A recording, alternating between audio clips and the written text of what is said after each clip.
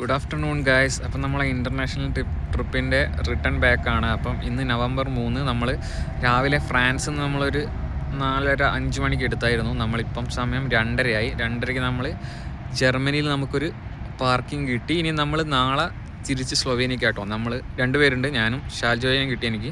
അപ്പോൾ നമ്മൾ പാർക്ക് ചെയ്തു.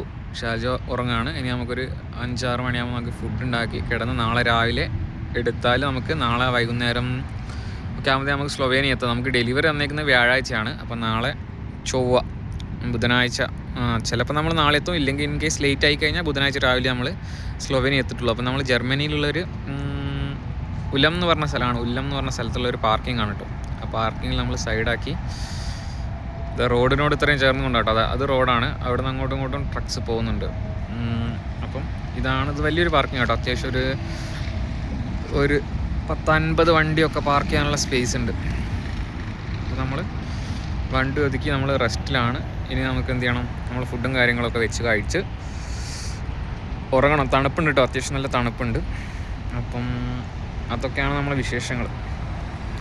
ഒരു വണ്ടിയും കൂടി അവിടെ പാർക്കിങ് കയറ്റിട്ടോ. അപ്പം ഈ അത്യാവശ്യം രാവിലെ എടുത്തവർ കുറച്ച് നേരത്തെ ഒന്ന് സൈഡാക്കിയിട്ടുണ്ടോ. നമുക്ക് മാക്സിമം 9 മണിക്കൂറേ നമുക്ക് എന്ത് ചെയ്യാൻ, നമ്മൾ ട്രക്ക് ഡ്രൈവ് ചെയ്യാൻ പാടുള്ളൂ. അപ്പം നമ്മളെ ഡ്രൈവിംഗ് ടൈം നമ്മൾ ഏകദേശം 8 മണിക്കൂർ എത്തിയായിരുന്നു.